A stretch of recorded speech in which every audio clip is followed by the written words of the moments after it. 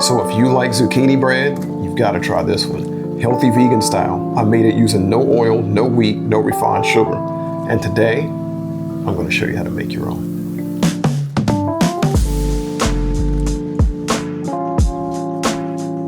All right, I'm really excited about making this recipe today. This was a special request for zucchini bread. I'm gonna do a little variation on it. I'm gonna do banana zucchini bread. Let's talk about the ingredients we're using to make it. As my base flour, I'm gonna be using this oat flour. I'm gonna be using some date sugar. Now, keep in mind that date sugar, organic, one ingredient date sugar, which is what this is, it's just dehydrated dates. So you still get the fiber, you still get the antioxidants and the nutrients. It's a very good sweetener. I'm gonna be using some cashew butter, but you could use any kind of nut butter you want.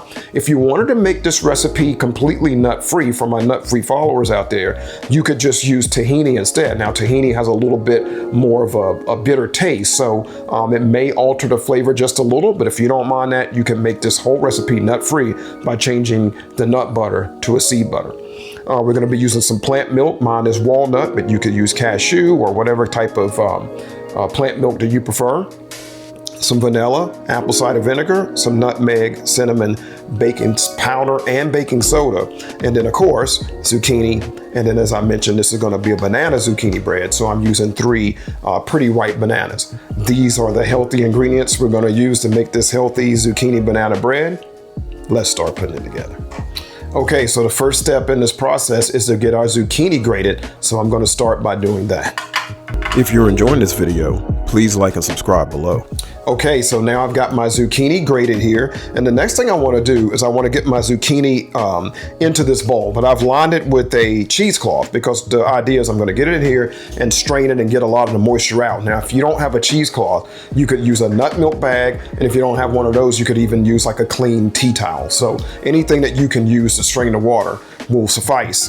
But I'm going to use this cheesecloth. I'm going to get it in there now and get this nice and strained. Now, as you'll see, this step is important because there's a lot of extra water in the zucchini that will make our bread mushy if we don't remove it.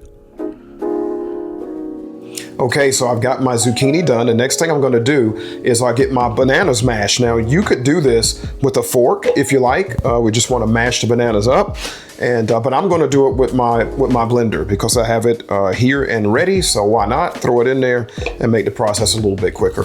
But nonetheless, let's get our bananas going here.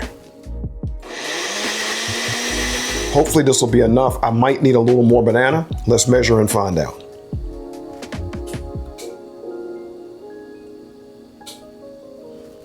Okay, so that wasn't quite enough, so I am going to need one more banana. So I'm just going to blend that up right now. Okay, and once I have the right amount of mashed banana, I'm ready to combine my wet ingredients. Now, I'm using my blender for this process as well, but you could combine these ingredients in a bowl and get the same result. Okay, so now I've set my wet ingredients aside. The next thing I'm going to do is get all my dry ingredients mixed together really well, and then I'll combine the two. Okay, so now I'm ready to combine all my dry ingredients into a separate bowl. Now, once I have them mixed, I'm adding my wet ingredients. Now, take care not to over-mix the batter. It's going to form a thick batter, but that's what we want. Then it's time to fold in the grated zucchini, get the batter into my parchment-lined loaf pan and into the oven. And then once it cools, it's ready to slice, and of course my favorite part, to taste.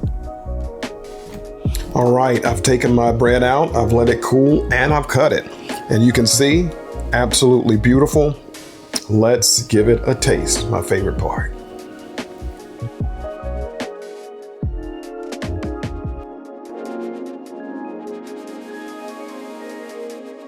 Very moist, very good. You'll love this. All right, if you're new to my channel and you're wondering how to find the recipes, look below the video and tap on the word more and you'll see the beginning of the recipe. Tap on the word more a second time and you'll see the full recipe, and then you can begin to make your own. Thanks for watching.